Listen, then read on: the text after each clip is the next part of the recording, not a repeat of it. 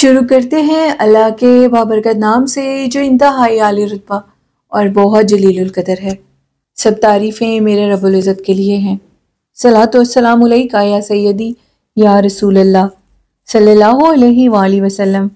Scary Urdu tales के मुअज़्ज़िज़ नाज़रीन को अस्सलामु अलैकुम। हज़ूर नबी करीम सल्लल्लाहु अलैहि वसल्लम पर दुरूद व सलाम पढ़ा करें। ये अल्लाह पाक और उनके फरिश्तों का विर्द है। कुरान पाक में तर्जमा और 5 टाइम नमाज पढ़ा करें और सीरत नबी की किताबें भी पढ़ा करें। जैसे रमज़ान अब जा रहा है, इस तरह अल्लाह पाक हम लोगों की हर गुनाह की हमें माफ़ी दे और आने वाले कई रमज़ान हमारी ज़िंदगी में हमारे अपनों के साथ आएँ, आमीन। और बढ़ते हैं आज की खौफनाक कहानियों की तरफ। ये खौफनाक कहानी सुहेल ने सरगोदा से मेरे साथ शेयर की और सुहेल कहते हैं कि मैं बेसिकली जो मेरा काम है, हम लोग कास्ट में, उनकी कास्ट है जो वो गुज्जर है और उनके पास एक बड़ा अहाता है भैंसों का और वो उनकी अपनी भैंसें हैं और इनके इस काम को तकरीबन वो कहते हैं 50-60 साल हो गए हैं। उनके दादा से ये काम चलता आ रहा है, फिर उनके अब्बू का ये काम था, उनकी डेथ होगी और अब उसके बाद सुहेल कहते हैं कि ये काम मैं करता हूँ। एक बड़ी तादाद में अहाता है उनके पास भैंसों का, जिसमें गाय भी हैं और भैंसें भी हैं। उन्होंने बताया कि वो मोहम्मदिया कॉलोनी सरगोदा में रहते हैं और उनके पास जो अहाता है भैंसों का, उसमें कुल मिलाकर 60 से 70 भैंसें हैं और जो गायें हैं उनकी तादाद अलग है। मैंने इस काम के लिए नौकर भी रखे हैं, सुहेल बताते हैं, लेकिन दूध के टाइम पर मैं खुद ही उधर होता हूँ और दूध वगैरह सबको देता हूँ और अपनी निगरानी में ही दूध वगैरह गाय का और भैंस का निकलवाता हूँ। ये बात मुझे मेरे अब्बू ने भी बताई थी और मेरे अब्बू को उनके अब्बू ने बताई थी। वो कहते हैं कि शाम 7 बजे एक बुजुर्ग शख्स आया करता है जो कि दूध में से अपना हिस्सा लेकर जाता है। खामोशी से उसको दूध दे दिया करो। और उनकी निशानी है कि वो नहर वाली साइड से आते हैं। उनकी जो भैंसें हैं, जो उनकी भैंसों का अहाता है, वो बिल्कुल नहर के साथ है। ऊपर नहर है और नीचे वो कहते हैं कि खाली बड़ी सी जगह है हम लोगों की जमीन की, और उस जगह को हम वहां पर जो पट्ठे होते हैं जो कि गाय को भैंसों को खिलाए जाते हैं, वो उधर फसलें उनकी थी और उसको ख़त्म करके हमने उधर अहाता बना दिया अपने भैंसों का और जो गाय हैं उनका। मैंने देखा एक दफ़ा, सुहेल कहते हैं, ये मेरे शुरुआती दिन थे जब उनके वालिद साहब को हार्ट अटैक हुआ और वो काम के लिए नहीं आ सकते थे। सुहेल कहते हैं उस टाइम मेरी उम्र 26-27 साल थी और मैं दूध निकलवाने के लिए खुद आया करता था। फजर का टाइम था और फजर से कुछ देर पहले ही मैं अपने साथ जो हम लोगों के नौकर थे उनको लेकर अहाते वाली साइड पे चला गया। अहाते के सामने रोड को क्रॉस करें तो हम लोगों का घर है गली में और इतनी दूर वो घर नहीं बनता। फजर का टाइम था और सर्दियों का मौसम था। जो उस टाइम मौसम था वो शदीद ठंड का होता था। हम लोगों ने उस अहाते के अंदर एक बैठने की जगह भी बनाई है एक कॉर्नर पे। वहां पर मैंने आग वगैरह जलाई और बैठ गया और सिगरेट पीने लगा तो मेरी नज़र पड़ी अचानक से इतनी शदीद ठंड में, मुझे जैसे किसी ने मुखातिब किया हो, किसी ने अपनी तरफ मुतवज्जा किया हो। तो मैंने देखा कि नहर वाली साइड से एक बुजुर्ग शख्स आ रहा है। मैंने पहली दफ़ा उस शख्स को देखा। वो हमारे दूध लेने वाला नहीं था, वो हमारे कस्टमर में से नहीं था। वो हमारी तरफ आया और मेरे पास आकर रुक गया। दूध का बर्तन उसके हाथ में था जो कि काफ़ी बड़ा बर्तन था। मैंने उसको देखा और मैंने उससे पूछा कि कौन हो तुम और क्या चाहिए तुम्हें। उसने दूध के बर्तन को हिलाया और दूध की तरफ अपनी फिंगर से इशारा किया कि हमें दूध चाहिए। मैं उसका इशारा समझ चुका था और मैंने पूछा कि तुम्हें कितने किलो दूध चाहिए, जिस पे उसने कहा कि ये फुल चाहिए। मैंने उसको उनकी कीमत बताई उस दूध की और कहा कि ये कीमत दे दो और जाओ वहां से दूध ले लो। मैंने अपने नौकर को इशारे से बुलाया और कहा कि इस बुजुर्ग शख्स को दूध दे दो। जब वो दूध लेने के लिए जाने लगा तो मैंने उसको बुलाया और ये कहा कि मुझे दूध की कीमत अदा करो। उसने मेरी बात का कोई जवाब नहीं दिया। वो था ही इतना बुजुर्ग कि अब मैं उससे बार बार मुखातिब भी नहीं हो सकता था, उसको बुला भी नहीं सकता था। मैंने सोचा कि अब मैं खामोश हो जाता हूँ और अब्बू से जाकर पूछूंगा कि आखिर ये शख्स कौन है। खैर, वो मेरी पहला दिन था उस जॉब के ऊपर, उस काम के ऊपर, जो कि हमारा अपना ही फैमिली बिजनेस था और मैं खामोश था। खैर मैंने उसे दूध दे दिया। वो दूध का पूरा वो जो उसके पास बर्तन था वो फुल करवा कर चला गया और वो जिस तरफ से आया उस तरफ ही वापस चला गया। जब मैं उसको देख रहा था तो मुसलसल उस शख्स को देखने से मेरी आंखों के ऊपर बोझ पड़ रहा था। मेरा सर बहुत ज्यादा भारी हो गया था। वो इतना मेरा सर भारी था कि अब मेरी आंखें थी वो झुंझलाने लगी और मेरी आंखें बंद होने लगी। मैं फौरन अपने घर की तरफ गया। मुझे चक्कर आ रहे थे। मैं अपने घर गया और कमरे में जाकर लेट गया। अम्मी ने अब्बू को बताया कि सुहेला आज जल्दी वापस आ गया।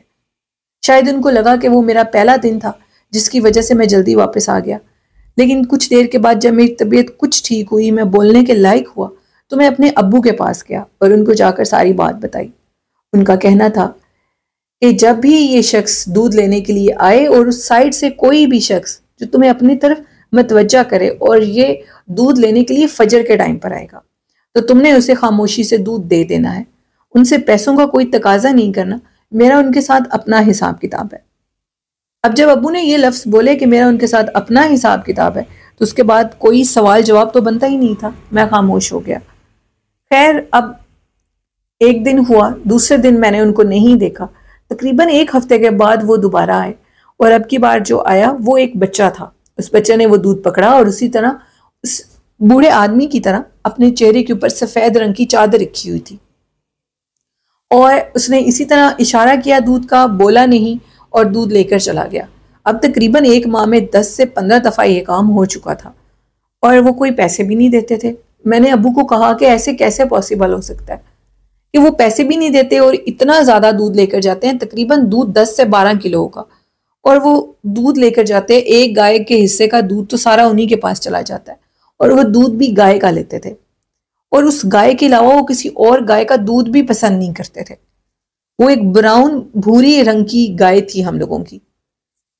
खैर अब्बू ने कहा कि तुम मुझे बार बार इस चीज के लिए क्यों तंग करते हो, जब मैं तुम्हें कह चुका हूं कि उनका हिसाब किताब है। अब तुम सच सुन लो। उनका हिसाब किताब यह है कि मैंने उनके कुछ पैसे उधार देने हैं और जब वो पैसे पूरे होंगे तो मैं तुम्हें बता दूंगा। अब तुम मुझसे कोई सवाल जवाब ना करना। इसी तरह सुहेल कहते हैं कि वक्त गुजरता गया और वो दूध आकर लेकर जाते रहे। मेरे अब्बू की डेथ हो गई और उनकी डेथ के बाद अब मैं ये राज किसी से पूछ भी नहीं सकता था और मुझे ये लगा कि जो मेरा दिमाग था कि ये हिसाब किताब इधर ही खत्म हो चुका है। अब वो जब भी मुझसे दूध लेने के लिए आएंगे तो मैं उनसे पैसे जरूर लूंगा। अब इस तरह हुआ कि वो फिर उसी तरह अब एक बच्चा दूध लेने के लिए मेरे पास आया और अब की बार जब वो आया तो वो भी फजर का टाइम था और इस बार अब जो मौसम था वो गर्मियों का था। लेकिन उस बच्चे ने उसी तरह वही सफेद चादर अपने चेहरे के ऊपर ली हुई थी। उसका चेहरा नहीं बल्कि उसकी आधी आंखें नजर आती थी जो कि इंतहाई पुरसरार और उन आंखों में एक अजीब कशिश थी, बल्कि उसके पूरे जिस्म में एक अजीब चीज थी जो कि बाहर निकलती थी और मेरी आंखों को असरअंदाज करती थी। मैं तंग आ गया और मैंने कहा कि मैं आज तुम्हें ये दूध नहीं दूंगा। मुझे लगता है कि मेरे बाप को भी और मुझे भी तुम लोगों ने काला जादू करवा दिया है। तुम लोग हमारे गाय का दूध रोज लेकर जाते हो लेकिन हमें कोई इसका मुआवजा नहीं देते। अब वो जो लड़का था उसने दूध के बर्तन को जोर से नीचे गिराया और उसकी जो आवाज थी वो किसी इंसान की तरह नहीं बल्कि एक भारी साउंड था उसकी आवाज में। मेरे अब्बू का पुराना दोस्त था जो कि अक्सर मेरे पास आकर बैठा करता था। उसने मेरे कंधे पे हाथ रखा और कहा कि ये तुमने ठीक नहीं किया। दूध का बर्तन अभी फुल करवा दो और इनको जाने दो। मैंने उनकी बात नहीं मानी और उन्होंने जबरदस्ती दूध के बर्तन को उठाया और उनको फुल करवा कर दे दिया और उसके बाद उन्होंने मुझे एक हकीकत बताई। उनका कहना था कि अभी तुम इस चीज के मुतालिक जानते भी नहीं थे। शायद तुम इस दुनिया में नहीं आए थे। अभी तुम्हारे अब्बू की शादी से पहले की बात है। तुम्हारे अब्बू के पास भी और तुम्हारे दादा के पास भी ये लोग आया करते थे। ये मोहम्मदिया कॉलोनी की मशहूर नहर है जिसके ऊपर ये जिन्नात रहते हैं और ये तुम्हारे वालिद साहब से अपना हिस्सा लिया करते हैं और अपना हिस्सा लेकर ये जाया करते हैं और जब भी ये अपना हिस्सा लेकर जाते हैं तो उसके बाद तुम लोगों की जितनी भी गाय और भैंसें हैं उनके ऊपर तुम नोट करना। महीने के पूरे बाद किसी ना किसी गाय या भैंस पर अल्लाह का फजल होता है और वो जुड़वा बच्चे रहती है और वो जुड़वा बच्चों में एक मेल और एक फीमेल होता है। ये अल्लाह ही राज बेहतर जानता है कि ये अल्लाह की क्या मखलूक है और ये कौन है जो कि तुमसे आकर दूध लेते हैं। ये इंसान में से नहीं है, ये अल्लाह की ही कोई मखलूक है, या तो ये जिन्नात है या अल्लाह के फरिश्ते या जो भी, हम नहीं जानते, क्योंकि अल्लाह पाक की कई मखलूकात इस दुनिया में है। आइंदा ऐसी गलती मत करना। सुहेल कहते हैं कि मैं डर गया बहुत ज़्यादा, और मुझे ये चीज़ पहले ही फील होती थी, लेकिन मैं इस चीज़ को इस सेंस में लेता था कि कहीं ये हम पर जादू ना करते हों, क्योंकि एक अजीब कशिश थी उनके अंदर। उनको आंखें भरकर हम देख नहीं सकते थे, इवन के उनकी आंखों में आंखें डालने का तो सवाल ही पैदा नहीं होता था। वो जब चल के जा रहे होते थे तब भी हम उनको नहीं देख सकते थे। और फिर उसके बाद हमने उन्होंने सुहेल कहते हैं कि मुझे जब बताया तो मैंने माफ़ी भी मांगी और कहा कि आइंदा ये गलती नहीं करूँगा। तकरीबन इस वाक़े को भी इतने साल गुजर गए हैं, अब्बू की भी डेथ हो गई है, और अब वो कहते हैं कि मैं खुद भी 48 ईयर्स मेरी एज है, और अभी भी वो आते हैं, एक शख्स बूढ़ा और एक जवान। कभी वो बूढ़ा आता है लेकिन उन दोनों की शक्लें सेम टू सेम है, और उनके कपड़े भी कभी चेंज नहीं हुए, वो उसी लिबास में उसी चादर में आते हैं। ये क्या माजरा है ये मैं नहीं जानता, लेकिन एक दफ़ा मैंने एक गलती की जिस पे वो गुस्सा हो गए। मैंने कहा कि मैं चाहता हूँ कि मेरे पास इतनी ढेर सारी भैंसें, गाय, सब कुछ है, तो मैं वो एक भैंस जिसका दूध आप लेते हैं और अब नस्ल दर नस्ल उस गाय के जो आगे से बच्चे हैं ये आगे उसका दूध भी लेते हैं, तो मैं आपको वो गिफ्ट करना चाहता हूँ। अगर आपको आने की जहमत है तो आप इन तीनों जो गायें हैं इनको ले जाएं, और एक उनके साथ मेल है उसको भी ले जाएं।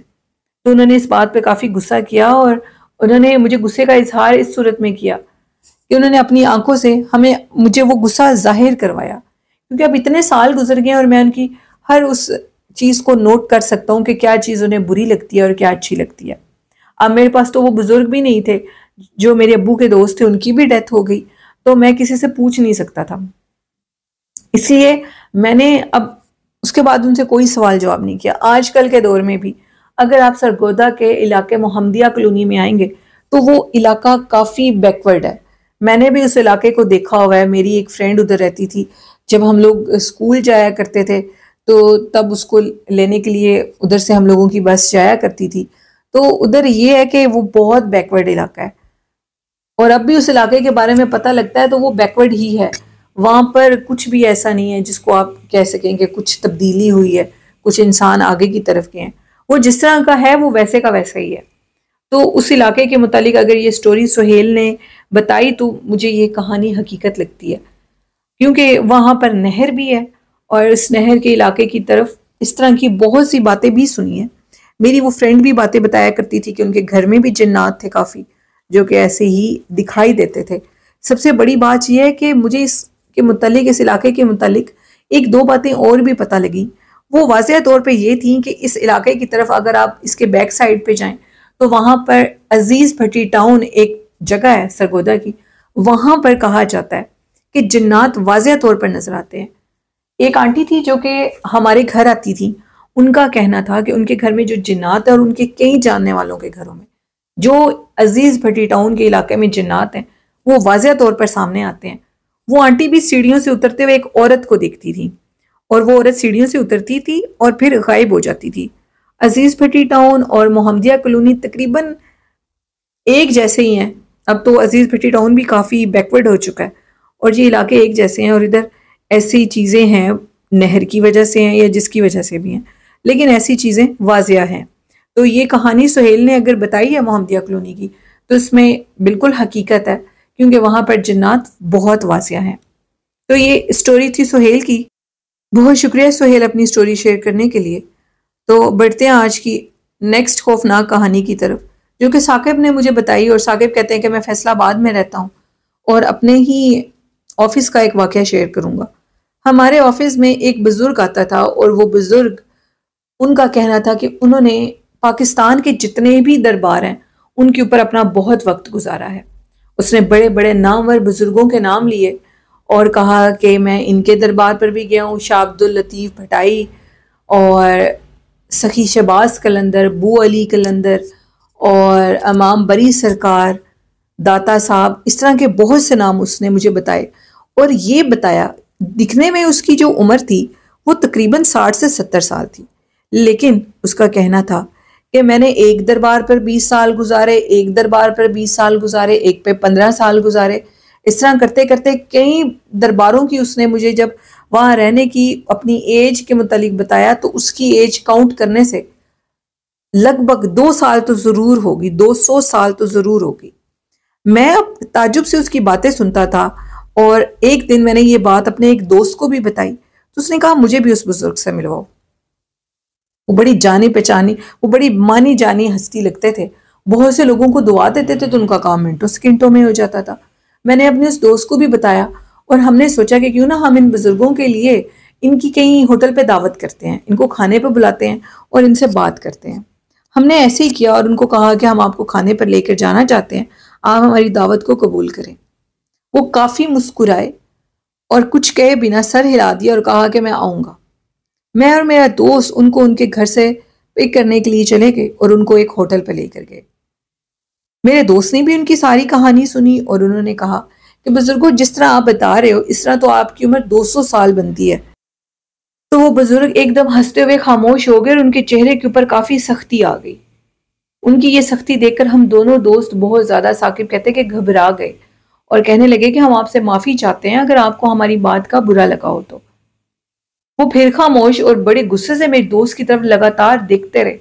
इवन के मेरे दोस्त की आंखों से मोटे मोटे आंसू निकल आए और वो जो बुजुर्ग थे उनकी आंखें सुर्ख लाल हो गई।